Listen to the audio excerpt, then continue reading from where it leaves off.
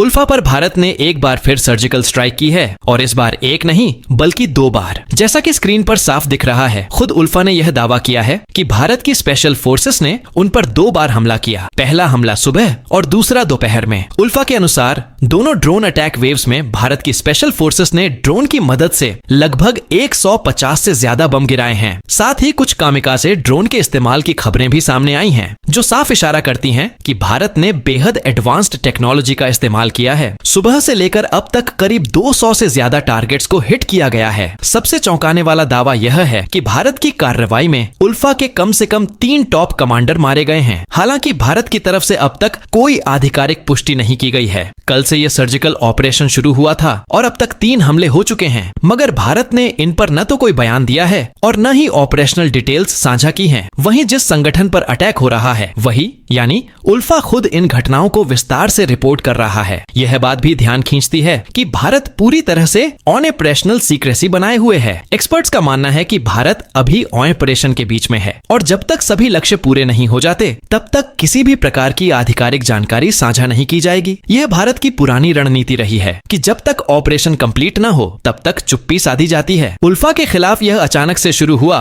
Operation यूं ही नहीं है। इसके पीछे भारत की बड़ी रणनीति है, जिसका सीधा संबंध चीन से है। हाल के महीनों में भारत ने तिब्बत को लेकर एक आक्रामक रणनीतिक कार्ड खेला है, चाहे वो दलाई लामा के उत्तराधिकारी को लेकर हो या यह बयान कि हमारी सीमा चीन से नहीं तिब्बत से लगती है। यह सब चीन को असहज करने वाला है और ऐसी स्थिति में भारत को आशंका है कि म्यांमार के अंदर सक्रिय उग्रवादी संगठनों को चीन की तरफ से समर्थन मिल सकता है, चाहे वो आर्थिक हो या हथियारों के रूप में। उल्फा आई ऐसा ही एक संगठन है जो भारत के खिलाफ सक्रिय आखिरी प्रमुख संगठनों में गिना जाता है। मौजूदा समय में म्यांमार की सेना कमजोर स्थिति में है, जिससे उल्फा को फलने फूलने का मौका मिल गया। भारत इस खतरे को वक्त रहते खत्म करना चाहता है ताकि भविष्य में चीन इस संगठन का इस्तेमाल भारत के नॉर्थ ईस्ट राज्यों में अशांति फैलाने के लिए न कर सके। यह रणनीति साफ तौर पर भारत की फॉरवर्ड डिफेंस अप्रोच को दर्शाती है, जहां दुश्मन की संभावित चालों को पहले ही कुचल दिया जाता है। लेकिन एक पहलू ऐसा है जो ध्यान खींचता है। कल जब पहली स्ट्राइक हुई थी तब भी भारतीय सेना ने किसी भी भूमिका से इनकार कर दिया था और आज जब 2 और हमले हुए हैं तब भी सेना की ओर से साफ तौर पर इनकार किया गया है। अक्सर ऐसी स्थिति में कोई बयान नहीं दिया जाता, लेकिन बार बार इनकार करना एक अलग संदेश देता है। इससे जुड़ी जानकारी और तथ्यों की पुष्टि के लिए आगे भी जांच की जाएगी। जैसे ही कोई नई जानकारी सामने आती है वह साझा की जाएगी। फिलहाल इस विषय में घटनाएं लगातार बदल रही हैं और आने वाले समय में और बड़ी अपडेट्स मिलना लगभग तय है।